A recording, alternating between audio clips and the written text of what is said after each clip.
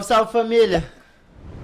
Salve, salve, família! Satisfação imensa, um prazer inenarrável. Sejam todos muito bem-vindos a mais um episódio do Pós-Plantão Podcast, o melhor podcast do Tocantins e também do Brasil. Vamos falar alguma coisa antes, não? Antes de apresentar o convidado. Antes de apresentar o convidado, né? Aquele negócio sempre, né? Vamos pagar, aquele maroto, coisa Pagar que minhas contas. Hoje eu queria que a Mamusca fizesse o merchandising, Tá né? bom, a gente vai fazer da próxima vez. Eu vou Foi. fazer da Dom Delivery. Tu vai fazer o Dom Delivery? Coisa maravilhosa. Então vamos lá, antes de apresentar o nosso convidado de hoje, o cara fenomenal, midiático. Eu acho que essa é a palavra. Midiático. Midiático. Eu até coloquei uma roupa mais ou menos hoje aqui. É um cara que tem faro pra mim. Tem faro pra mídia. O dinheiro. Cultura. Quem tem faro pra mídia tem pro dinheiro. Então vamos lá. Eu até coloquei uma roupa aqui, comprei lá na Gai. Vamos lá, antes de apresentar o nosso convidado pro nosso bate-papo midiático de hoje, vamos aos nossos patrocinadores que pagam os nossos insumos. É isso aí, pessoal, o episódio de hoje... Ó, faz direito. É isso aí, pessoal, o episódio de hoje, esse podcast, só são possíveis graças aos nossos patrocinadores que estão com a gente desde o começo. Um deles é a Dom Vigílio Pizzaria. Quer fazer o da Dom Delivery? Não, deixa você fazer hoje, tá bom? A pizzaria Dom Vigílio, mais especificamente no aplicativo da Dom Delivery, tá na lojinha do seu celular. É só entrar, baixar e fazer o pedido da sua pizza, que antes que a gente termine aqui as propagandas, você já tá com ela pra assistir o nosso episódio. A gente tem também a Prev Medicina Diagnóstico por Imagem, os melhores aparelhos, os melhores especialistas para realizar o exame de imagem que você precisa para dar seguimento no seu tratamento. A gente conta também com o patrocínio da Gui Apple, assessoria especializada em produtos Apple, iPod, iPad, iTouch, tudo que for Apple com confiabilidade, segurança e agilidade é na Gui Apple. Tem também o pessoal da COT, Clínica Ortopédica do Tocantins, a melhor clínica ortopédica do estado, com profissionais altamente especializados e os melhores equipamentos para osso muscular aqui da região. E é claro, o pessoal da Formed, o marketing médico que cuida do pós-plantão e que também quer cuidar da sua carreira médica. Então entra lá, preenche o formulário, que eles já vão entrar em contato com o melhor plano de carreira para você, pro seu Instagram. Esses meninos aí são bons mesmo, que cuidam dos negócios. Da São bons. Formed, né? Esses meninos aí são bons. Meu filho, você tá ficando muito bom nesse trem, de verdade. Meus parabéns, você é um cara muito bom. Vamos lá, apresentando o nosso convidado. Eu acho que a gente tinha que fazer uma encenação assim, né? O cara aí. Hoje está conosco. O máximo, o mago, o melhor, o maior, doutor. Vai, falei. Vai, tá bom. Rodrigues! Salva de palmas. Brincadeiras à parte, nosso convidado de hoje é o doutor Hugo Rodrigues, o nosso médico otorrino, cara, o rei do nariz. Pode chamar o rei do nariz, não pode? Porque, porra... Rapaz, depois daquele, o doutor Bumbum, o doutor Nariga. Aí o paciente, doutor Nariz, eu digo, não vamos. Deixa só Vamos o Hugo. evitar o Hugo. Doutor Hugo já tá bom demais. Cara, um prazer muito grande receber você aqui. Muito obrigado por você ter aceitado. A gente faz toda essa brincadeira da questão midiática, né? Contigo você dá essa abertura.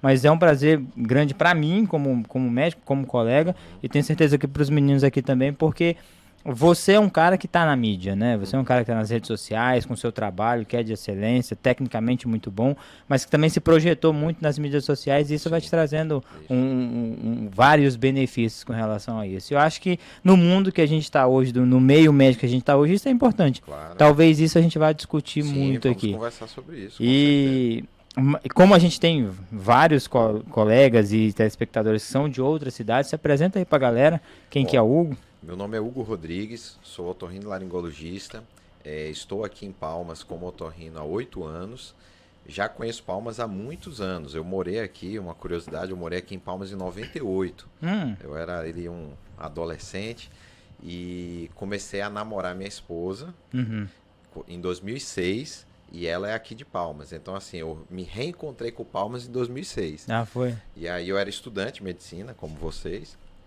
E eu já tinha aquele sonho de retornar para Palmas como um médico especialista. Mas tu fazia medicina aqui ou fazia fora? Não, eu fazia fora. Porque assim, por que eu já morei em várias cidades? Assim, eu não sou cigano, não. Seu pai é banqueiro. É banqueiro. Banqueiro não, bancário. Meu pai, ele é engenheiro civil de estrada. Ele faz, assim, sempre trabalhou em empresas que fazem estradas, né? Então ele morou no Brasil todo. E aí a gente já morou no Rio Grande do Sul, já morou aqui no Tocantins. Meu pai já fez várias obras na Bolívia, no Nordeste. Então, assim, eu vim para Palmas em 98, daqui a gente foi para o Rio Grande do Sul. E eu me formei em Santa Catarina. Então, assim, andou bastante. Andei nesse Brasil aí. E Então aí, ele construiu a Norte-Sul, né? Não, pela minha rota aqui, não sei, tô pegando o Waze pra ver. Pelo que eu aprendi de geografia lá no Passa, você puxa pra cá, passa ele já ali, trabalhou em muitos lugares. passa a linha vermelha. Tá bom. Aí tu fez medicina em Santa Catarina. Santa Catarina e Criciúma. Na verdade, eu terminei o 2º grau no Rio Grande do Sul, né? E fiz cursinho em Porto Alegre. E passei, na época, em 2 universidades. Aí eu optei por Criciúma. Criciúma era uma universidade particular, mas na época, eu não sei como é que está hoje, né? Ela era mantida por uma fundação e o custo da mensalidade era muito em conta. Só para vocês terem ideia, o meu cursinho em Porto Alegre é mais caro que a faculdade. Então, assim, eu optei por isso, porque tinha toda uma estrutura de uma universidade particular, sendo que um curso mais com preço mais em conta. Mais em conta. E aí cabia no orçamento familiar e resolveu fazer. Deu tudo certo. Resolveu fazer. Isso. Tá, e por que eu tô rindo? Eu tenho uma opinião.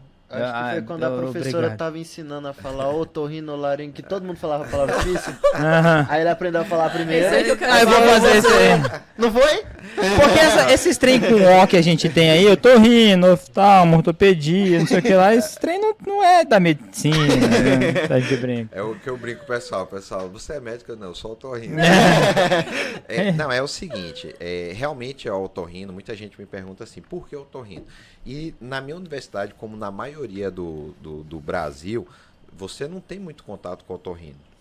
Então, assim, e eu sempre digo para as pessoas o seguinte, você não tem como gostar de algo se você não tem contato. Como é que você vai gostar de oftalmo se você não tem aula de oftalmo? Como é que você vai gostar de otorrino se você... Então, na minha universidade foi a mesma coisa. Foi uma aula bem chumbreca de otorrino, bem mais ou menos. Mas é muito mais ou menos. E aí, de onde é que eu decidi fazer otorrino? A história é meio complexa, mas assim, ó, minha mãe, envolve minha mãe também, minha mãe ela é dentista e fonoaudióloga. Então a fonoaudiologia, ela é uma profissão que está muito ligada ao otorrino. Então eu vivia nesse meio e tendo contatos com otorrinos. E eu comecei a namorar minha esposa e vinha para Palmas nas férias, a gente namorava à distância, né? E aí eu vinha para as férias e minha esposa fazia arquitetura na UFT. E como Universidade Federal, muitas greves na época e tal, então eu tava de férias, ela tava em aula, ela tava em aula, eu tava de férias. Nunca batia, né? Confusão. E aí ela tava na aula, eu fazia o quê? Eu ficava nos hospitais aqui de Palmas, assim, na época, eu acho que a UFT ainda nem tinha medicina ainda. E aí eu ficava naquele HGP, no Dona Regina eu vi o primeiro parto, disse que nunca mais eu queria ver um parto. Fui embora, traumatizante. Continua assim até hoje. E minha mulher que falou que o segundo ela quer fazer normal na banheira que eu recebo o menino. Mas nunca que eu vou fazer isso, velho.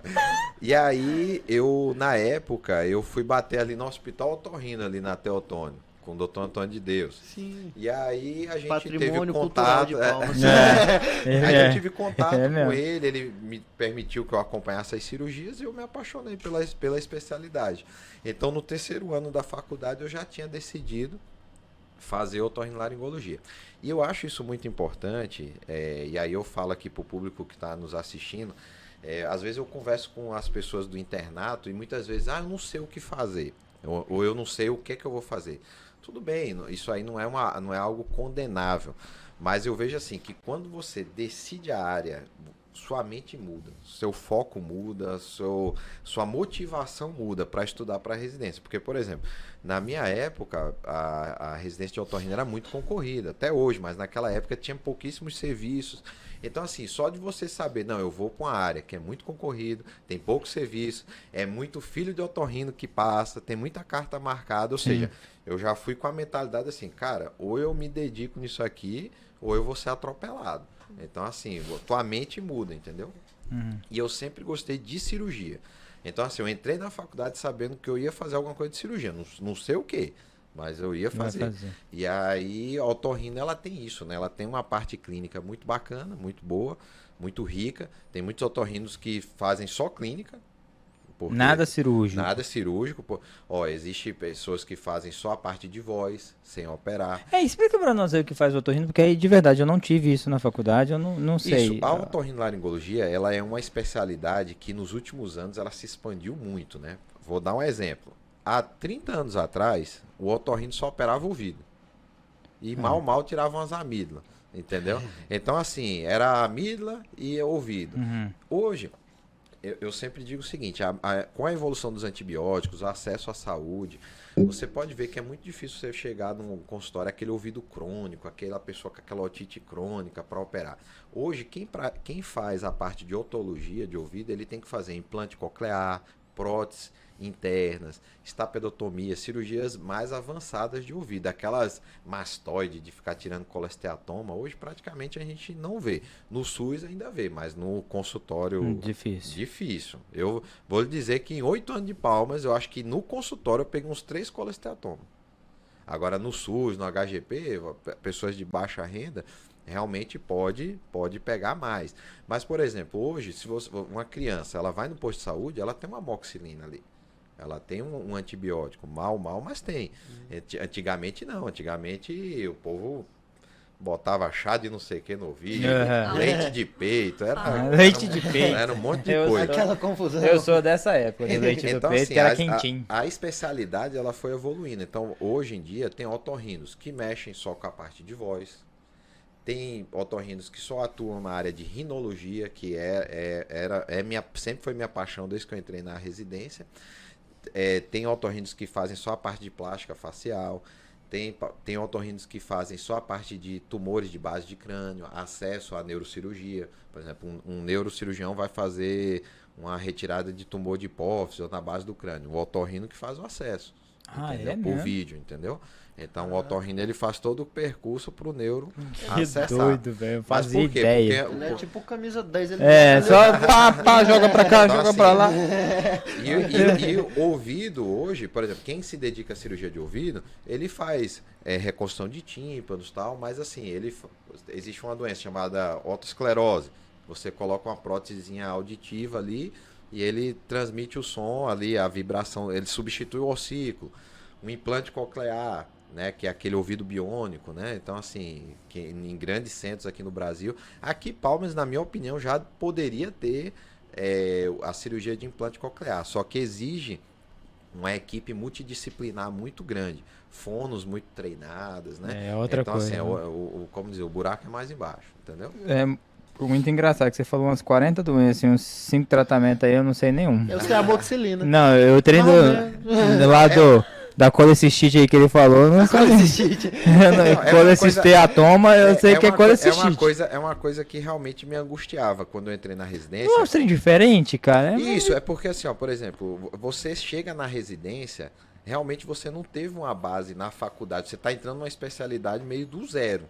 É tudo escuro, no escuro. Que eu fico entendeu? pensando. Então eu tinha uma boa noção porque eu acompanhei muitos otorrinos, não só o doutor Antônio, mas muitos otorrinos. Então assim, eu já tinha uma noção de, não de técnica de cirurgia, nada disso, que eu não operava quando era estudante, mas assim, da parte clínica eu já tinha uma noção. Você já ia estar na minha frente, esse negócio mas assim, realmente você, por exemplo, uma audiometria, que é um exame auditivo, cara, você tem que estudar frequências, intensidades, decibéis, tanto a fisiologia quanto interpretar. Eu ficava no início da residência olhando uma audiometria meia hora para eu entender saber o que era. Hoje, né? em 1 minuto, você olha, em poucos segundos você já diz o tipo de perda, orienta o paciente. Então, assim, realmente é uma especialidade. Eu não digo não. É uma Não, se especialidade. você me mostrar aí, pedir o nome do exame, eu não sei.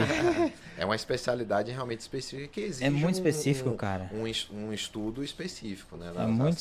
uma dedicação, né? É muito específico. E a residência é tipo dermato? 60 horinhas, não tem plantão? Cara, não, aí é o seguinte, foi uma das coisas que é engraçado. Sexta-feira, 4 horas da tarde, tá na praia. Meu pai, na residência, é engraçado assim que quando a gente vai conversar com uma pessoa que quer fazer otorrino, uma das coisas que ela fala assim, eu quero ter uma residência tranquila, uma vida tranquila. Se existe uma residência de otorrino muito tranquila, eu não conheço. A minha foi muito puxada. A minha era meio que regime Você já ouviu militar, né? alguém falar, não, minha residência foi tranquila? Foi tranquilo. Você nunca vai ouvir. Você nunca vai ouvir a mulher de 50 anos com cara de 15 falar que é residência. Nunca vai. Não, minha residência foi Porque puxada. assim, era... Eu fazia plantão de 6 horas, era sufocante. Na verdade é o seguinte, o otorrino realmente eu vou dizer o seguinte, a vantagem comparada às outras residências básicas é que realmente a gente não tem um plantão, a gente tem um sobreaviso. Eu falo assim, aqueles plantões que realmente desgastam, à noite não isso aí tinha. Não tinha Não, um durante o dia todo mundo cansa isso, mesmo. Isso aí, tudo bem. Os volume de cirurgia. Sim. Assim, a gente tinha hora para chegar e não tinha hora para sair. Certo. De cirurgias e tal. Quem tava, porque na minha época, hoje, pelo menos no serviço que eu fiz, hoje já são 4 residentes por ano. Na minha época era o dupla, né? Uhum. Então, assim, se dividia dependendo da semana, a escala. Se você tá no centro cirúrgico, você tem que dar conta. De se tudo. tiver 20 ou 2, contigo. tua. Não tem negócio do outro te render. Tem essa não. Não tinha... E assim... E aí, claro, tem uma hierarquia, como por toda residência. O R1 limpa até chão. O R2 faz tá porra mais nenhuma. E o R3 já tá ali mais... São 3 anos, mais então. tranquilo. São 3 anos. Eu fiz um 4º ano, que é muito comum na otorrino também, que é o fellowship, né? Que é a subespecialidade. Então, assim, na oftalmo também tem isso, né? Na dermato eu não sei. Eu não tenho muito contato. Eu acho que muitas especialidades têm uns fellowships. Né? Pronto, aí o fellow, tem fellow de ouvido, tem fellow de cirurgia básica, fellow de voz. Na minha residência tinha um fellow de rinoplastia, né? Que é tanto de rinologia quanto rinoplastia. Lá era um centro muito importante de rinoplastia. Então, assim, eles abriram esse fellow e o volume, que era um diferencial do serviço, porque existia cirurgia de rinoplastia pelo SUS. Então, assim, isso chamava atenção e era um atrativo para os pacientes também, entendeu? Sono é um fellow ou é grade da otorrino? Não, o sono faz parte do currículo básico da otorrino e tem pessoas que se dedicam só a sono. Lá na nossa clínica hoje tem o Eduardo, né, o Eduardo Lemos, que ele só se dedica a sono. Claro que ele ainda faz otorrino geral, mas assim, a subespecialidade dele é medicina do sono. Inclusive, quando o paciente vai lá fazer a polissonografia, que é o exame do sono, ele que lauda. Para você laudar o exame, você precisa ter como se fosse um título, né, de medicina do sono. Eu, particularmente, não tenho esse título. Atendo pacientes hoje muito pouco, mas assim, sei interpretar o exame, tudo certinho, mas não posso laudar o exame. Né? Quem lauda porque é o Eduardo. Tem que ter o título, né? Título, tudo certinho. Você tá precisando dormir um pouco. Né? Que é uma coisa que também está sendo estudado muito, o sono. Né? Hoje tem congresso de sono, é um negócio assim. Esse menino tá precisando ser estudado. Do nada ele encosta e dorme. Todo mundo acha que ele morreu. Síndrome de sono do interno. Quer perguntar? Eu acho uma judiação mesmo. Nós ainda tivemos a parte de otorrino. Foi um período bem curto, mas a gente, assim, pelo Quando? menos no 6º. Clínica cirúrgica 4. Então não é no 6º, no 8º. Então. Não, é no 8º. Isso, a Cintia tá perdida. Só que são... Não, gente, eu não fiz otorrino no 8º, Acho que a não. gente tem 4 Então semanas. foi no 8º. Porque, 4 assim, semanas de Bem otorrino. rápido. eu como otorrino, por exemplo, eu não acho que vocês deveriam ter como estudantes, claro que se vocês não fossem seguir a especialidade, mas, por exemplo, o que é que eu vejo aqui, uma crítica, vamos tentar uma crítica construtiva aqui, eu vejo assim, o paciente vai ter uma amidalite, por exemplo, aí ele vai no pronto-socorro, gente, uns antibióticos, nada a ver com nada que a pessoa prescreve, assim, ou seja... O básico, assim, ó, gente, é o seguinte, a amidalite, a principal bactéria que causa é essa. Vamos dar um tiro no gram positivo ali, que dificilmente você vai errar. Aí o povo inventa uns antibióticos assim que eu digo...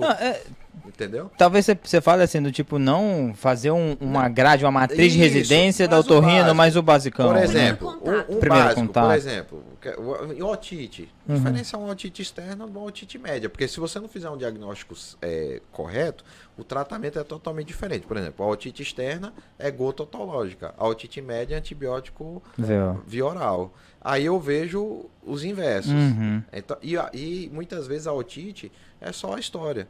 Meu amigão, você tomou banho de piscina, você entrou no lago, otite externa. Meu amigão, você estava gripado, é otite média. Ou seja, claro que o exame físico é importante. Você consegue... Mas só na história ali você já diferenciar. diferencia e você muda totalmente o tratamento do paciente e a resposta. E são doenças fáceis de tratar, não precisa ter um conhecimento de antibiótico terapia vasto. Não, antibióticos básicos, mas corretos, que tratam isso aí, entendeu? E eu acho que é uma das primeiras queixas que chega quando a gente forma, né? Otite. Ô, meu filho, Amidalite. fulano pulou ali na piscina, voltou com dor de ouvido. Pronto. Otite. Não, minha senhora, Amidalite. toma aqui ceftriaxona, mais amoxicilina, mais É clavulanato, isso. Vamos ficar internado 3 dias fazer Tazocin. Nessa período de férias que a gente vê muitas crianças com otite externa e pessoas que vão no lago, vão em piscina.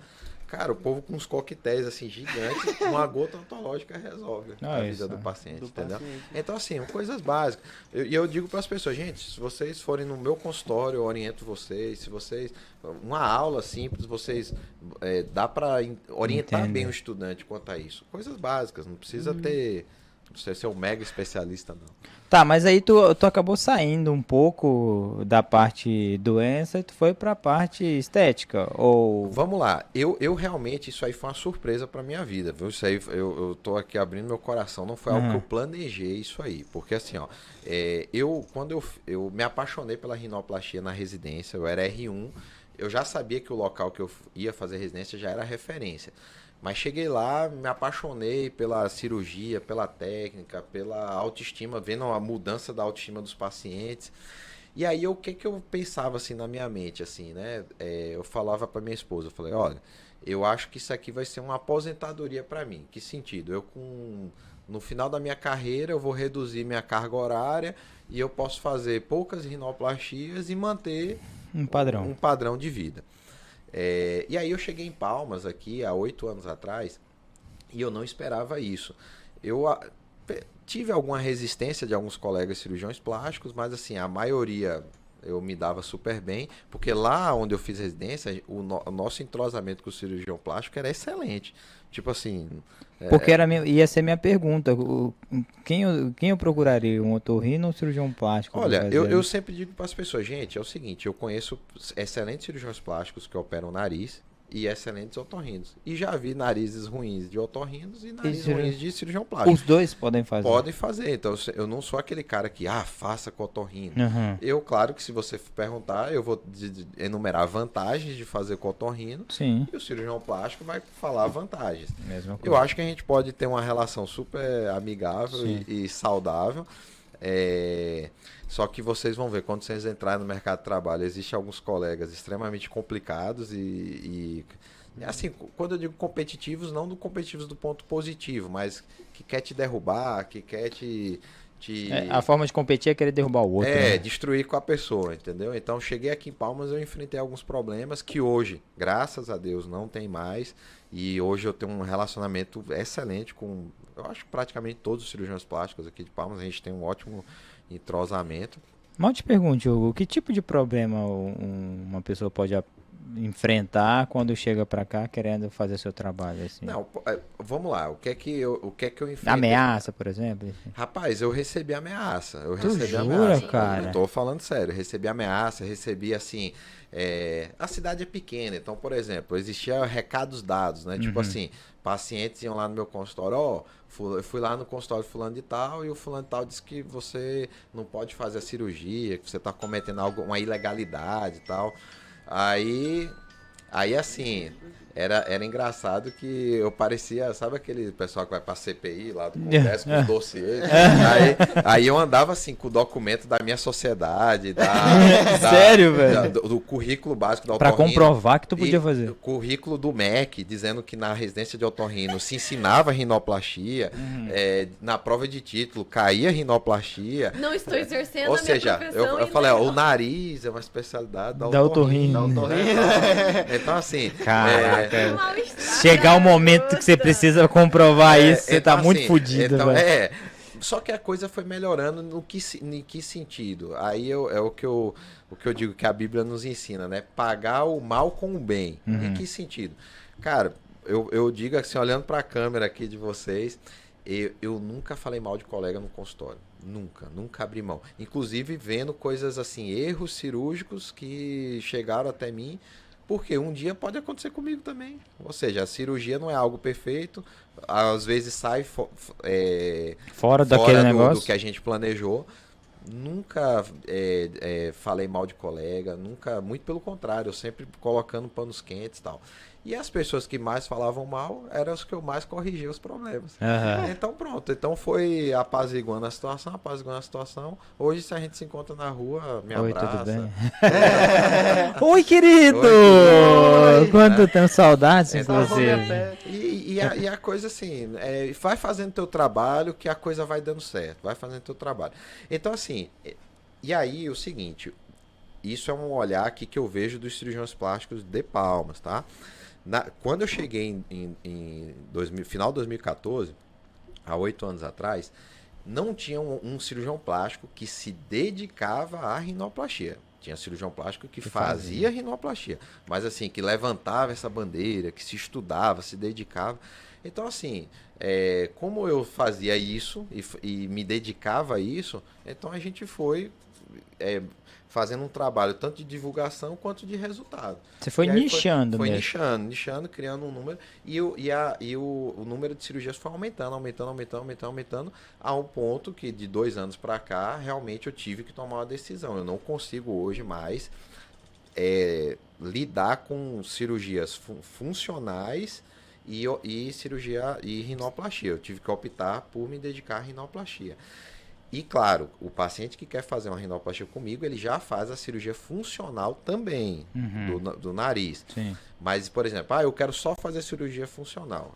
Aí eu encaminho para outros colegas da minha clínica que trabalham comigo e tal. Nós somos 6 otorrinos, então, Que trabalha a gente junto. trabalha junto, então eu encaminho para esses colegas, entendeu?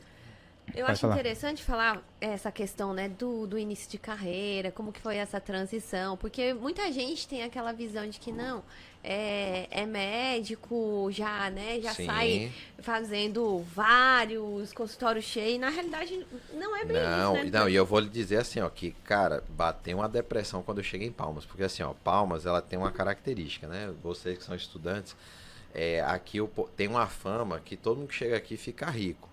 Médico, né? Chegou aqui, a Canaã, terra prometida, né?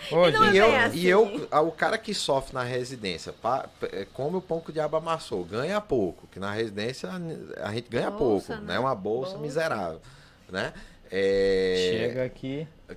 Você chega cheio de sonhos. E as pessoas que às vezes convidam, te colocam sonhos também, né? Tipo assim, não, você vai chegar aqui, você vai bombar, você vai não sei o quê. Gente, aí assim, ó, aí eu digo assim, que mexe com a autoestima da pessoa. Em que sentido? Eu ganhava pouco na residência, mas quando eu saí da residência, eu fui fazer o fellow. Eu já dava uns plantões na clínica, ganhava pouco, mas eu atendia muito. Então, por exemplo, eu tinha um plantão de segunda lá, que eu chegava de manhã e saía 9 horas da noite. Eu atendia 80, 90 pacientes. Ô, louco. Ganhava uma mixaria em cada paciente, mas eu atendia muito. Chegar aqui em Palmas e atender um paciente no dia... Depressão, Era um inferno. acerta. Cara, durante 6 meses eu chegava em casa e dizia, amor, Vambora. eu acho que a gente vai ter que ir embora. Não. Amor, eu não Cara. aguento. Não... Cara, isso vai mexendo com o teu ego, vai mexendo com tua mente, assim, porque você fica o dia todo na UOL, no Facebook. É impressionante, todo mundo que senta aí e fala assim, 6 meses, eu pensei em ir embora. Não, Eu também fui a mesma coisa, fui a um. mesma coisa, velho. Dia sim, dia não, eu falo pra Renata, velho, eu quero ir embora. Não dá, eu com quero ir certeza, embora. Com certeza, porque você... Ó, eu cheguei aqui, eu juntei um dinheirinho no R4 para montar o consultório, aí eu montei, então eu não devia o consultório. Cheguei com o carro numa poupancinha. Em 6 meses, cara, eu olhei pro carro, chegou com já muito tava ainda. vendendo. Não tinha minha casa, a gente não tinha móvel direito, não tinha sofá, não tinha, assim, porque não tinha dinheiro. Então, assim, era gastando. Os planos de saúde demoravam para pagar, né? Então, assim, a coisa não gira. E aí você atende pouco e o plano ainda demora para te pagar. Totalmente então, descoberto. você vai mexendo. Então, 6 meses para mim foi o ponto da virada ali. Que aí a coisa começou, a engrenagem começou aí e foi melhorando. Então assim, nesses primeiros 2 anos, eu sempre digo que a gente tem altos e baixos, né? Mas assim, após os 6 meses a gente já diz, não nos está faltando nada. As contas estão sendo pagas e a gente vai indo. Você entrou na residência direto? Direto. Você chegou a trabalhar em UPA, esses trem? Não chegou, né? Não. Mas assim, porque assim, eu fiquei com medo. Meu pai não é médico, mas ele sempre dizia assim, meu pai, eu brinco que ele não é médico, mas é muito sábio. Em que sentido? Ele dizia assim, meu filho, não caia na tentação de ganhar muito e depois você vai ganhar pouco. De perder. Porque você vai ganhar uma bolsa. Então, depois que a gente ganha X para ganhar 10%, assim, tem gente que consegue, e eu vi isso na residência ter sucesso. Mas eu já vi gente sair da residência porque tinha compromissos porque ganhavam um dinheiro a mais, tinha que honrar os compromissos que tinha. Na época, eu não sei se... O sarrafo era maior, né? No meu tempo de faculdade, não sei no seu, o sonho do nosso de estudante era... O carro da moda era o A3 da Audi. O Audi A3. Aquele mais redondinho. Não lembra o redondinho? Sim, eu tenho um amigo meu. Quem teve um ali? Um redondinho, né? Pronto, era o sonho da gente era o antigo mesmo. Tu é meio riquinho, né, velho? Então o povo saía da faculdade. Aí o pessoal saía da faculdade pra comprar esse Audi A3. Aí eu digo, rapaz, não vou cair nessa furada, não. Eu vou entrar na residência. Estudei. Eu entrei na residência, meus amigos, tudo BMW, carro bom. Eu falei assim, eu não vou ficar pra trás, não. Vou comprar um carro. Eu me fudi tanto. Trabalhava que nem um cavalo pra sustentar o carro, velho. Foi uma merda. Mas eu acho, assim, essa fala muito importante. O Bruno Jacobini, que é o radiologista, já esteve aqui com a gente, ele me fala que antes você começar com pouco, mas uma ascensão posterior, do que você começar com muito e depois não aguentar.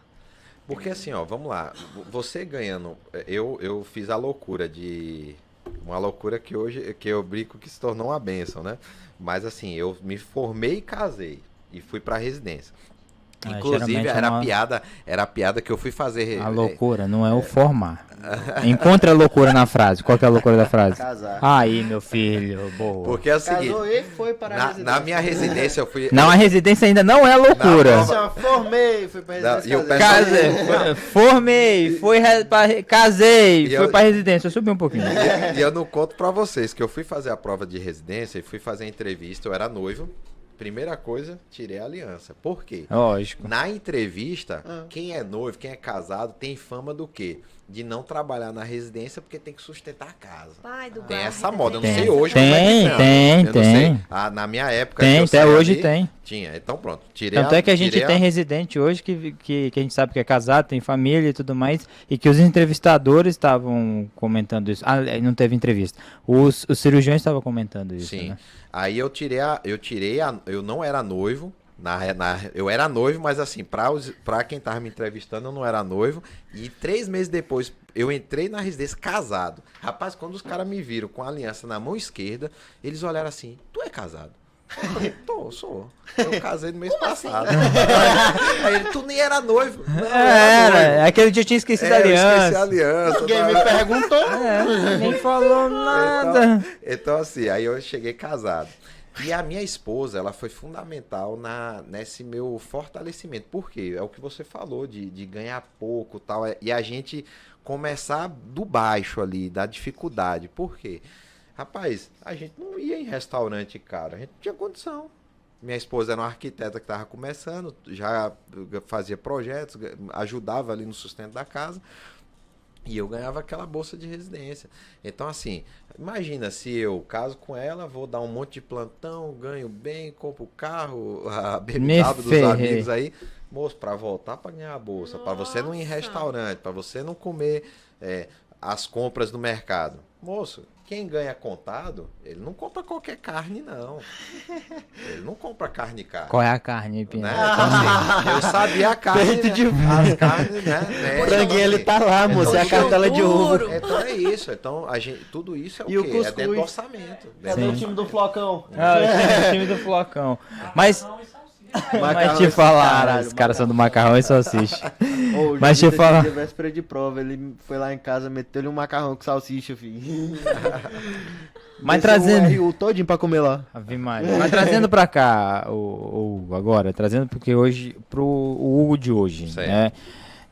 Para tua ascensão dentro da tua profissão, fruto do teu trabalho, mas não apenas do seu trabalho em si, porque a gente sabe que se trabalhar muito e não se projetar, não se consegue tudo que você conseguiu. Então você realmente bateu nas mídias sociais, você entrou. Certo. Como que foi seu processo para isso? É muito, muito legal a sua pergunta, meu amigo, porque é o seguinte, quando eu vou confessar assim, ó, que qual era a mídia social que eu conhecia? Inclusive eu reencontrei minha esposa, nós éramos amigos de infância, no famoso Orkut, lembra? Lembra do Orkut? Depô. Jogando colheita feliz. Então a Orkut a gente não aceita. Só que depois que a gente comecei a namorar, tal, casei, eu não tinha realmente paciência por rede social, Facebook e tal. Aí quando eu cheguei em Palmas, no meu desespero de atender um paciente por dia, aí eu disse, rapaz, eu vou ter que investir nesse negócio de rede social. Aí eu fui pro Facebook. Aí eu fiz uma fanpage, né? Fanpage, que é a parte profissional.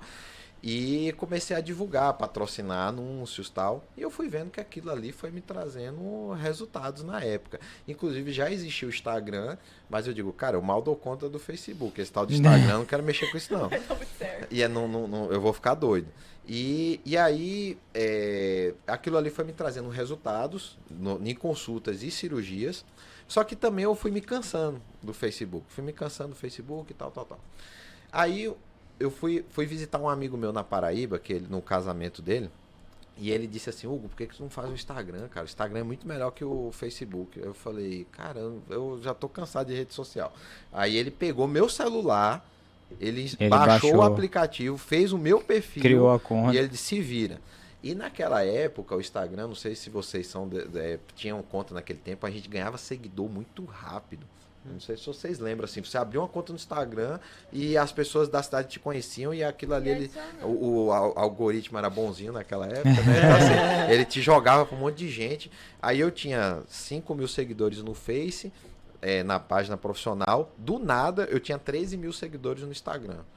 E aí eu fui vendo que o Instagram realmente me trazia mais resultados no consultório do que no Facebook. Só que aí é o seguinte, e aí, como trabalhar nessas redes sociais? Que aí eu digo que requer tempo e dedicação para você pegar a manha daquilo ali. Eu fui observando o seguinte, que quando você faz uma rede social muito formal e só com algo profissional, aquilo ali não engaja e gera baixo interesse nas pessoas.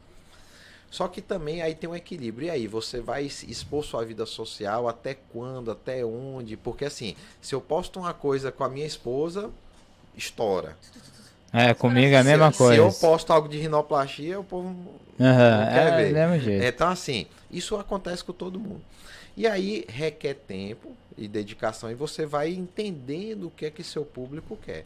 Então hoje, o que é que eu pratico hoje nas minhas redes sociais? Eu fui tentando mostrar o Hugo que sem ser falso, sem ser forçado, que eu vejo assim, algumas pessoas querem ter uma rede social e fica forçando uma imagem, forçando uma coisa. Então, por exemplo, eu gosto muito de brincar, eu gosto muito de fazer piada, eu gosto muito de fazer bagunça. Então hoje eu intercalo vídeos engraçados da minha rotina médica também, né? Então assim, eu não fico fazendo palhaçada na rua à toa. Ou seja, são coisas engraçadas da minha rotina médica, junto com conteúdos informativos e mesclando também família, né, que é algo que eu valorizo muito. Inclusive, quem entra na minha bio lá, tá lá, Deus, família e rinoplastia. Ou seja, é isso que você vai encontrar aqui, né? Então, assim, eu falo, todo dia eu começo um dia com um versículo bíblico, por quê? Todo dia eu leio a Bíblia quando eu acordo. Então, assim, eu quero transmitir isso para o meu seguidor. né? Então, assim, um versículo para te motivar, para te... E eu recebo muitos feedback, pô, doutor, esse versículo era o que eu estava precisando naquele dia que eu estava precisando ouvir aquilo. E também mostrar uma família que não é perfeita, né? Longe disso, querer mostrar uma imagem daquela família do Instagram que não tem problema, não. Tem problema real, sim, né? Mas uma coisa engraçada, filho, educação com o filho, coisas que menina apronta, né? Assim, compartilhar isso, relacionamento também. A gente gosta de fazer vídeos engraçados, eu e minha esposa. Né, que o casamento tem coisas engraçadas também, né? Então, assim, o fato dele existir já é engraçado. Né? Diferença, né, entre homens, mulheres, o que é que um pensa, o que é que não pensa. Então, assim... Sociedade sem fim lucrativo pro marido. O marido. Tem um vídeo muito bom do marido indo comprar absorvente pra esposa. Pois é, isso aí bombou, né? Então, pessoal, eu também, meu marido é assim também. Claro que a gente cria um exagero ali na situação, né? Mas assim, e mesclar o conteúdo. Então, hoje eu vi o seguinte, que o conteúdo, geralmente eu começo a semana na segunda-feira ou terça com o conteúdo. Mas eu termino a semana e o final de semana com algo descontraído e engraçado. Então eu vi que isso, no meu público que me segue, foi algo que deu certo, entendeu? E assim, gente, algo assim, natural. Por exemplo, esses dias eu operei um amigo dermatologista, fiz a rinoplastia dele, e ele disse assim, eu queria falar no vídeo como você. Eu falei, fulano, se você visse...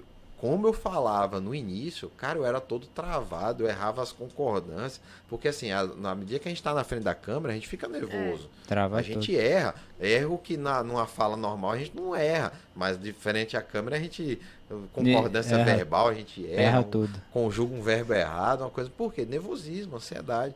E assim você vai ganhando a naturalidade e você vai melhorando. Vai evoluindo. Né? E hoje tá tudo muito assim, muito normal.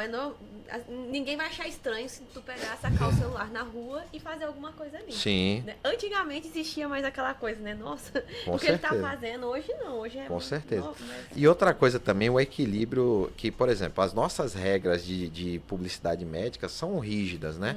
Você pode ver que o público não médico, os profissionais de saúde não médicos que mexem com estética também, eles divulgam antes e depois, divulgam resultados e tal, e os pacientes nos cobram isso. Ah, doutor, por que o senhor não posta um resultado? Por que o senhor não posta um antes e depois e tal? Então, assim, inclusive, eu falo aqui abertamente, eu já tive algumas notificações, alguns puxãozinhos de orelha do CRM. E eu me dou bem com os conselheiros lá, me dou bem com o Fábio, eu digo que ele é que nem pai, ele puxa a orelha e afaga a cabeça. Então, assim...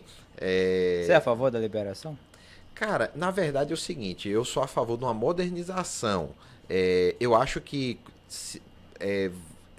minha opinião é o seguinte, que vai ter pessoas antiéticas com medidas conservadoras e medidas liberais. Sempre vai haver o sem noção. Sim. O médico sem noção que vai divulgar de forma aberrante, apelativa, você tendo. Agora eu acho assim, ó, aí com todo respeito aos profissionais que não são médicos de saúde, como é que uma pessoa hoje, por exemplo, um dentista, ele hoje opera nariz, aí ele divulga uma alectomia antes ou depois. Eu, otorrino, não posso divulgar uma imagem de uma cirurgia que eu faço explicando como é que a gente faz, como é que é o correto. Então, assim, isso é algo... É uma desproporção. Uma né? desproporção. E é uma desproporção de classe, né? Porque justamente. Não é, assim, aí salva as discussões, mas não é de lá, né? É de cá, da classe de cá que não libera, né? E assim, minha opinião também é que aí, eu não sei, eu não quero aqui me candidatar a nada, viu, pessoal do CRM? Então, toda eleição eu vou lá só votar. Já me chamaram, inclusive, eu tô fora. Pra ser conselheiro, não sei o que, eu tô fora. Eu acho assim, ó, que essa discussão deveria ser de especialidades médicas que tem a estética no meio. Porque, por exemplo, se você for falar com um gastro, com um hepatologista, com um nefrologista, ele vai achar um absurdo, divulgação, tal, não sabe, ele sabe onde tá, né? Porque... de rede social, de coisa e tal. Então, assim, por que não senta? Quem é que faz a parte estética? É o dermato. cirurgião plástico, o oftalmo que faz bléfaro, o otorrino e tal. Vamos fazer uma junta aqui no Brasil e tal. Vamos sentar discutir aqui, sobre, vamos né? amadurecer o assunto, discutir, entendeu? Agora, porque assim, você discutir com uma pessoa que não é de uma especialidade que é envolvida com a parte estética, realmente a maioria eles não são dobráveis ali. O que você fala não toca na pessoa, entendeu? Sim, entendi. Porque depois a galera da urologia vai querer fazer antes e depois também. Não vai rolar, né? Não vai rolar. Não deixa de ser estético.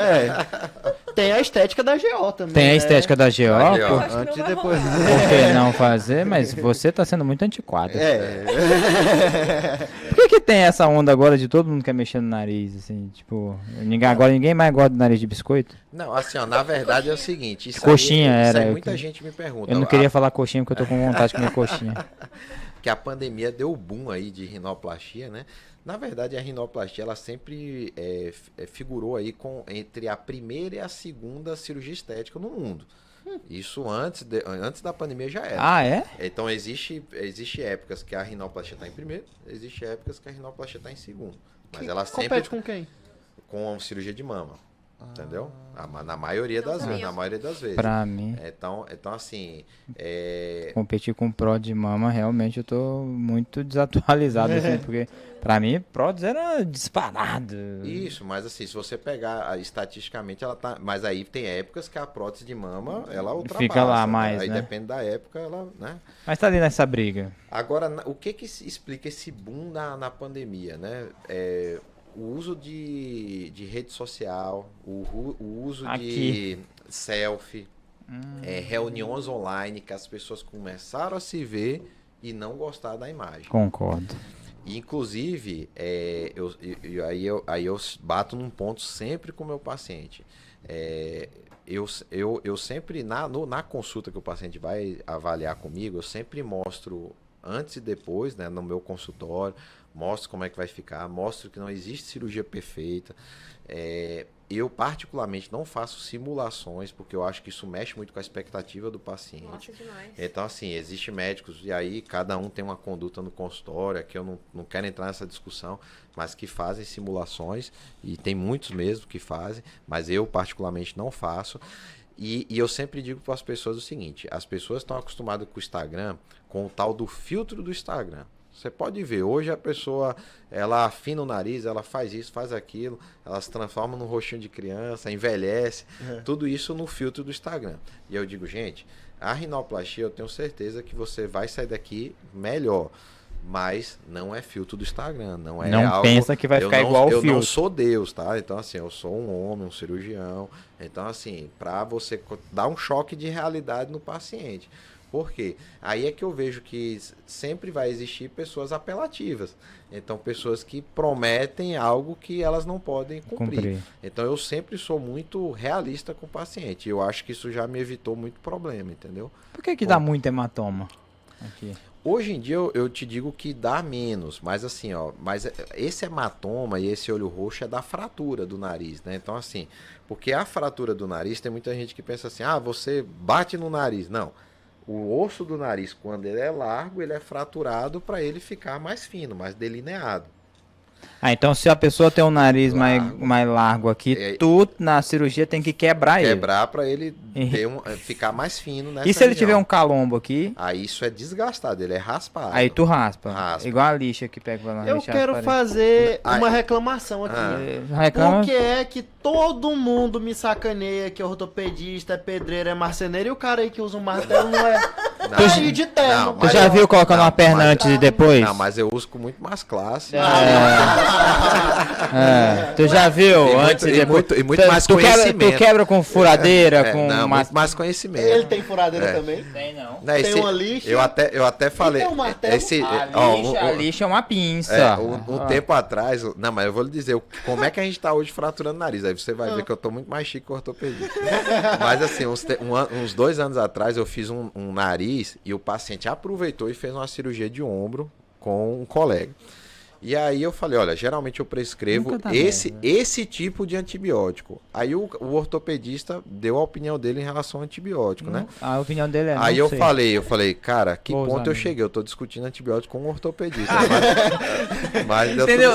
Aí você está 2 horas discutindo antibiótico. Faltou só o porque o otorrino, ele é uma enciclopédia dos antibióticos. Tá bom. Mas então forma hematoma que tu tem que quebrar. Aí hoje, mas hoje tem um equipamento. Sempre? Não. Sempre. Por exemplo, se o paciente ele tem, vou dar um exemplo. Semana passada eu operei uma paciente que ela tinha uma ponta uma ponta globosa, ela queria uma ponta mais fina. E ela tinha um dorso lindo e perfeito. Eu só fiz a ponta. Não, meu moço, que o teu tá horrível.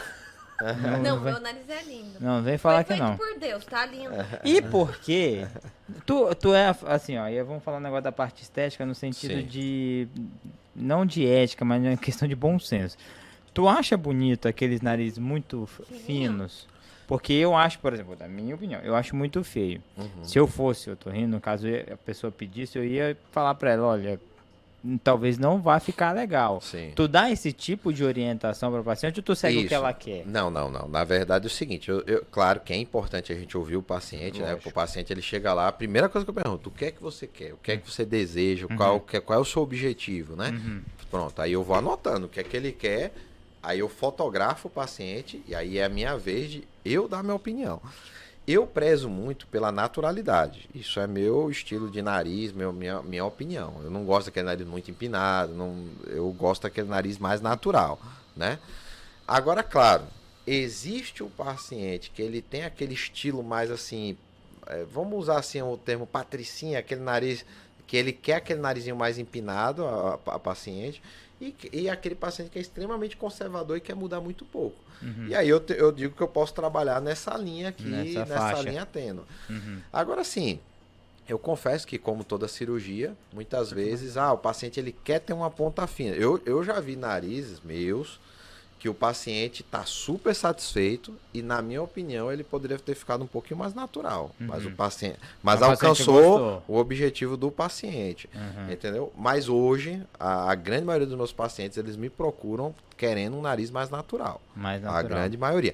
E outra coisa também, aí eu digo que o tempo e a vida vai nos ensinando a detectar pacientes que a gente não vai suprir a expectativa do paciente. Então, assim, quando o paciente ele viaja muito na maionese lá no meu consultório, eu sou o primeiro a tirar meu time de campo. Eu digo, ó, meu amigo, eu não vou conseguir te ajudar nisso aqui. Você não tá querendo, a gente não vai alcançar esse objetivo, tal. É melhor você procurar outro colega, outra opinião, tal. E tem que colocar cartilagem em algum lugar? Tem que colocar na maioria das vezes, sim. E tu tira de onde? Aí é que tá, por exemplo, se o paciente ele tem um bom septo nasal, na maioria das vezes a gente tira do próprio septo, que é o septo nasal, ele tem uma parte que é óssea e uma parte que é cartilagem. Quando o paciente não tem, aí a gente às vezes vai para a cartilagem da orelha, mas hoje o que está em moda, o que está mostrando maior resultado num paciente que tem pouca cartilagem é a cartilagem costal, que é a cartilagem da costela. E isso foi algo que eu comecei aqui em Palmas há uns 3 anos atrás, e eu digo assim que hoje a maioria dos pacientes que me procuram, a gente indica esse tipo de cartilagem porque cada vez mais estão nos procurando narizes mais complexos e narizes mais desafiadores. Aí qual é a vantagem da cartilagem da costela? É uma cartilagem nobre, ela é muito densa e ela te dá um volume de cartilagem muito grande. Então você é como se você fosse construir uma casa e você tivesse material sobrando. E então, como que é? Você tira... Assim... Não, aí é o seguinte, aí eu trabalho em parceria, tem muitos otorrinos que eles mesmos tiram a cartilagem da costela, inclusive na residência eu tirava a cartilagem da costela. Só que assim, ó, chegando em Palmas, na minha opinião, eu acho que eu não queria passar por um estresse, por exemplo, de causar um pneumotórax no paciente. Isso que eu ia perguntar. A gente nunca teve um pneumotórax, mas está descrito como uma das complicações. imagina eu, um otorrino, o último dreno de tórax foi num internato há 13, 14 anos atrás. Aí lá vai eu, agora dar um super-herói e drenar um tórax. Cara, não dá. Aí eu chamo, hoje está na nossa equipe o Dr. Danilo, já faz uns 3, 4 anos, cirurgião torácico, e ele que tira a castagem costal. Aí quando ele está viajando, a Gracilene tira pra gente finíssima também.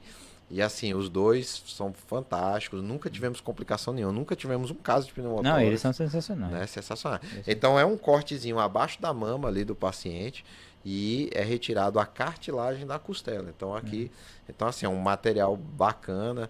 Depois até posso mandar um vídeo para vocês, como é que a gente faz. E em relação à fratura, hoje a gente usa um aparelho chamado piezo, né? Ele é um dispositivo ultrassônico, ele faz a fratura sem não é mais aquele martelinho. Então, a chance de dar um hematoma em olho roxo hoje diminuiu muito. Então, assim, a cirurgia evoluiu nesse sentido, entendeu? Então, por isso que eu não gosto de ser comparado a um ortopedista. Não, o cara que me compara a vocês com a ortopedia, eu já vi que ele não merece se formar, não. Esse tal despesa, inclusive ele é amigo meu, tava operando. Eu quase levanto dessa mesa. Não, se você levanta e vai embora, levanta e vou junto contigo. Então, bora junto, bora junto. O cara me lança uma dessa daí, dá vontade de reprovar ele. Achei porque esses dias eu passei com o celular no Cristo, né? Sim. Aí tô lá no hospital, quando de repente eu escuto tac, tac, tac, tac. Oxi, cadê a ortopedia? tá sei que. Eu tô rindo, não. Tô rindo de nariz. Ortopedista de nariz. De nariz. Mas deixa eu perguntar pro senhor, na rua, assim, já teve algumas pessoas que o senhor tá andando assim, olha na praia e fala, cara, esse nariz aí fui eu que fiz. Não, na verdade, é uma das coisas que eu faço muito meme, porque assim, aqui em Palmas, é uma cidade pequena, então a gente conhece todo mundo e vai no shopping, encontra os pacientes, vai na loja. Inclusive eu brinco que aqui não é uma cidade para fazer coisa errada, né? Você faz coisa errada, tem 3 pacientes te olhando ali. Então, assim, eu já vi muitos pacientes aprontando. Em que sentido? Rede social nem se fala, né? O paciente, eu digo, não pode pegar sol por 30 dias. O cara tá no funil, tá não sei onde, tá na praia, tá fazendo rapel, tá fazendo... Não.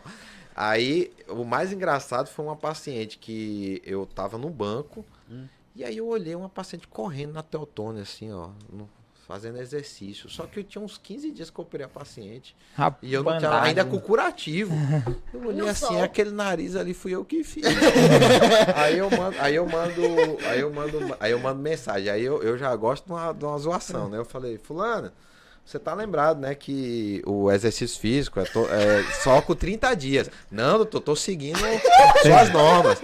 Aí eu digo, olha, Deus tá te vendo, que eu acabei de te ver também na Teotônia aqui correndo. Deus tá vendo, mas eu também tô vendo. Também tô vendo. Aí ela, doutor, me desculpe, você quer porque a celulite... Não quero saber de celulite, eu quero saber do meu nariz. Doutor, não adianta você arrumar o nariz e piorar a bunda, né, pô? Cuida do meu nariz aí. E assim por diante. Então, assim, existe essas coisas que os pacientes aprontam que a gente vai encontrando aí na rua e dando puxão de orelha, né? Ai, foi ótimo. O paciente da ortopedia da fratura de fêmur, você não vê ele correndo com 15 dias. O do nariz. Correndo apronta, não, mas pega ele empinando moto aí. Pega isso, você não vê ele com os Larov lá empinando moto. Meninos, dúvidas? Eu tenho uma. Vai, lança a braba. Já teve alguma complicação em cirurgia, por mais que seja rinoplastia? Porque o pessoal sempre brinca, né? O torrino, oftalmo, o dia que bagunçou muito, ele passa um cotonete ali e manda pra casa. Cara, mas aí eu brinco assim, ó, que sangramento de... Eu já dei umas palestras no UFT, quando eu sou convidado, às vezes, tinha uma... Liga. A liga, e também tinha um negócio de urgência lá, que eu dava aula sobre epistaxe, né? Que é sangramento nasal. Que aí eu brinco assim, que eu já vi muito cirurgião chorar por causa de epistaxe, né? Porque, realmente, se você não é da área, aquele sangramento nasal volumoso, muitas vezes o médico que não é especialista, ele se sente impotente ali para fazer um tamponamento, ele não tem aquela desenvoltura, né? Tal. Então, assim, é simples, a complicação mais comum de qualquer cirurgia nasal é sangramento. Só que hoje, com a cirurgia do vídeo, hoje os eletrocautérios evoluíram muito, as ponteiras, tudo isso, o sangramento diminuiu bastante. E a gente sempre teme também as infecções, né? Então a gente tem todo um protocolo de higienização, tanto na cirurgia quanto no pós, tanto de limpeza, uso de antibiótico por 14 dias. O meu paciente ele usa um antibiótico tópico por 30 dias. Então, assim, tudo para a gente evitar ao máximo infecção. E o médico, como qualquer médico, qualquer especialidade, ele tem que saber lidar com a complicação. Eu dou um exemplo, por exemplo, hoje uma cirurgia que eu não faço praticamente, que é a cirurgia de amígdala e adenoide. É uma cirurgia com baixíssimo índice de complicação. Só que eu já vi sangramentos de amígdala, meu amigo, que dá medo. Por quê? Porque a amígdala é irrigada por vasos que vêm direto da carótida externa. Então, o volume de sangramento, dependendo do vaso... que usar duas gases.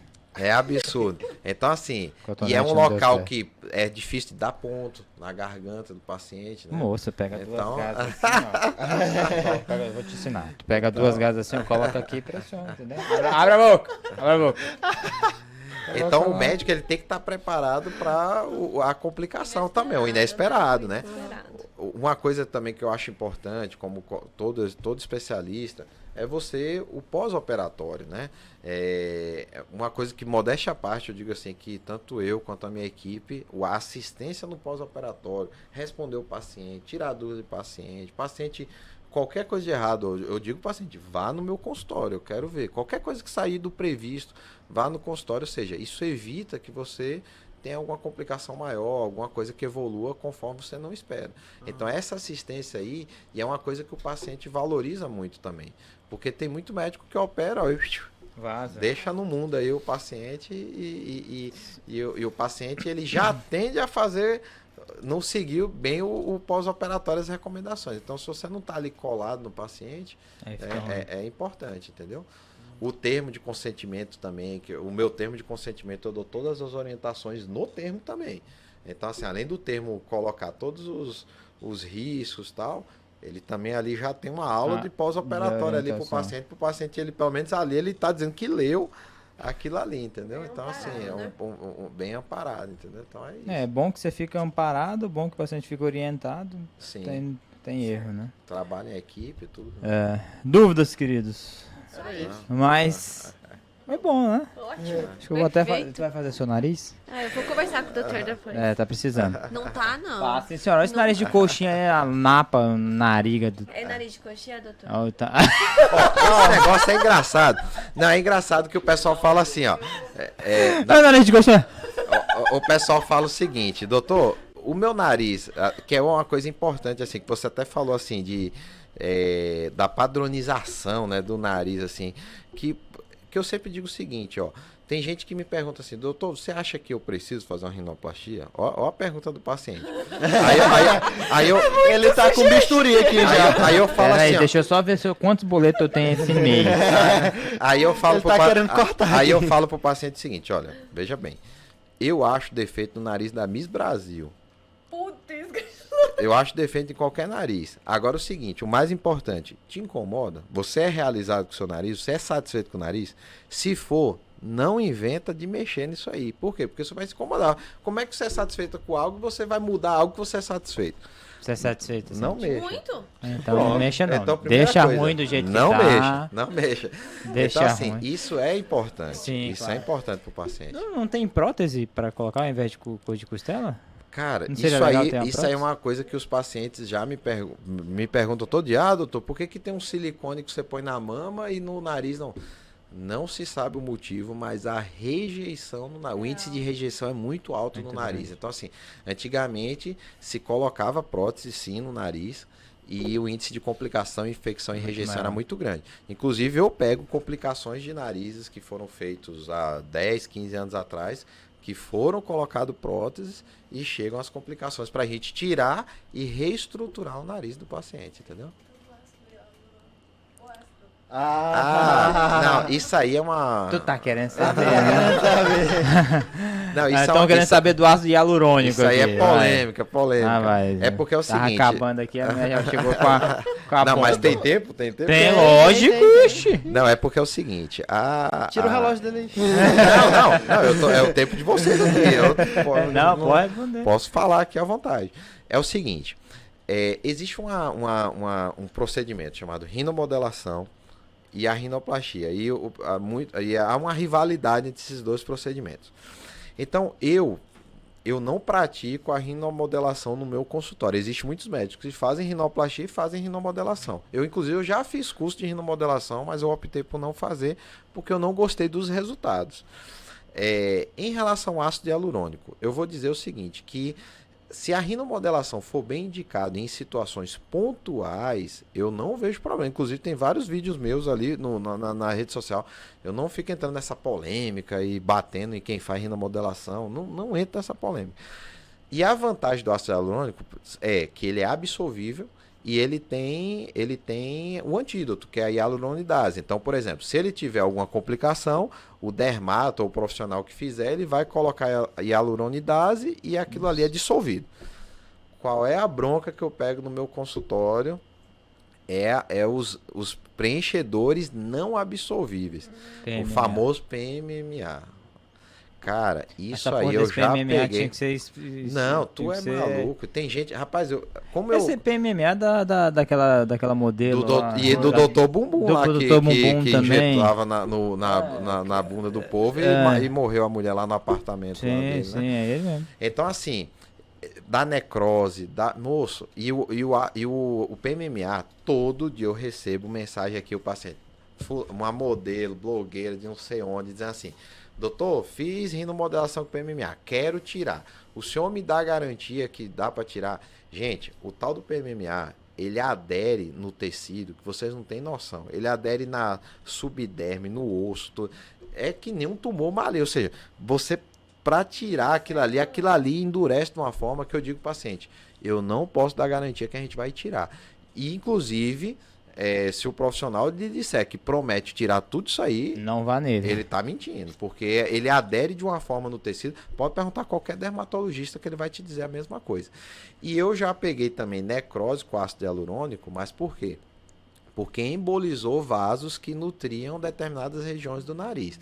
Então tem esse negócio. Então, se você quer fazer rinomodelação, procure alguém experiente, que saiba fazer, que poupe áreas de perigo, né? Então, assim, e que faça situações bem indicadas. Eu vejo, assim, pessoas que têm um nariz volumoso que faz rinomodelação. Como é que você tem um nariz volumoso e você vai pôr mais volume no nariz? Ou seja, seu nariz já é grande, vai aumentar. Então, assim, falta bom senso. As pessoas, elas indicam por indicar, para ganhar dinheiro. Tipo assim, vamos vir aqui. Tem uns boletos, tu vai ter que pagar para mim. E não é bem assim, entendeu? Então tem que ser bem indicado e tal. Mas, assim, eu não entro nessa briga, assim.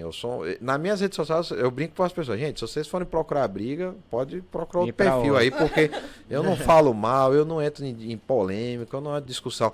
Toda vez que eu vou explicar, eu ponho meu ponto de vista e digo para o paciente: pesquise, tome a melhor decisão. Vocês falam comigo aí, que eu sou das polêmicas. Eu tô nem aí, eu quero que se exploda. Não, é porque é o seguinte, eu conheço pessoas sérias que fazem rinomodelação, inclusive pessoas próximas a mim, que são pessoas que me indicam muito nariz. Ou seja, pessoas que dizem: olha, isso aqui não é para rinomodelação, procura o Hugo. Ou seja, isso é uma pessoa séria. Uhum. É uma pessoa que não sai para ganhar dinheiro indicando qualquer coisa, entendeu? Próximo. Tu tá com um cara que vai fazer rinomodelação, não tá? Mas só quando ela tirar essa meia dela. Tu entra com essa meia aqui de novo pra tu ver se tu não volta pra tua casa. Eu vou mexer na ponta do nariz, que eu acho ele muito gordinho. Aí eu vou confessar. Ô, Pinho, deixa eu ver seu nariz aí. Aqui, né? Meu filho, você tem que diminuir. Beleza natural. Você é melhor. Tu vai abrir, tu tem que fechar. Isso não entra. Olha o tamanho dessa naba. Não. É igual tu ter como é que é o nome daqueles carros? Um Opala. 300 litros pra manter aqui. Vou te falar que tem um instrumental agora chama... Sai batendo assim, quase não faz hematoma. Eu só não vou falar. Ultrassônico. Pra não incentivar o uso indiscriminado. Não precisa nem ter anestesia. Mas eu aderi àquele bichinho lá, ele salvou minha vida. O quê, mano? Os sprayzinhos. Não isso é cocaína. Não, mas não é aqueles Nelsoro, aquelas coisas. Não. Aqueles que viciam. Não vou falar, porque a audiência aí cai viciada. Não, é porque tem uns. Não, é porque é um problema. Mas você tá usando sério. cocaína, velho? Não, ainda não. Mas ajuda? Cara, eu tenho um nariz. Se ajudar, é terapêutico. Eu tenho o maior nariz que eu conheço e eu não respirava, pô. Não, mas tem muito. Mas eu tenho. Diariamente no meu consultório existem pacientes que chegam lá com o nariz grandes que não respiram bem. Aí diz, doutor, como é que pode? Eu falei, não, meu amigão, não é porque seu nariz é. Um nariz desse tem desvio de septo, tem hipertrofia de corneto, tem um monte de problema aí que vai causar uma má respiração. Era tudo grande. Então tem que fazer uma avaliação. E outra coisa, se você é satisfeito com a estética do seu nariz. Não. Você tem indicação só de uma cirurgia funcional, talvez. Então tem que avaliar. Eu já quebrei o meu uma vez. Meteu uma pá e sai O meu tem um trem aqui que eu acho que eu quebrei uma vez jogando futebol, sangrou pra caralho. Tem que mexer Isso é síndrome de... Aquela síndrome que deu muito de 2016 até 2018. Cheirinho de flamenguista. Isso Eu até parei pra pensar que você tava... Não, aí você tava pensando aqui. Eu não sei. Tô sabendo aí. Só digo, rapaz, ficou muito no cheirinho aí, fraturou. Esse terno é um destaque. Aí depois que ele falou, não, tá normal. Mas é interno mesmo. É interno. Aí, já é dos nossos. Então é isso, pessoal. Satisfação, obrigado pela audiência, pela preferência de vocês. Tenham todos uma boa noite, um bom dia, uma boa tarde. Fiquem com Deus. Mas o que foi, velho? Não sei a hora que você tá assistindo, então boa madrugada. Então, pois eu ia falar uma boa noite porque nós estamos boa noite. Eu lembrei que eles podem assistir porque tá gravado. E vocês sorriram. Qual o problema? Eu tenho vontade de demitir vocês. Boa noite, que a lua fique mais linda. Estar sozinho na mesa. Sim, senhor. Feliz 4 de maio pra quem estiver assistindo aí no dia do Star Wars. 4 de maio, velho. É piada interna. Então. Eu sou fã, tá? Beijo. Eu também. Beijo, até mais. Tchau, tchau.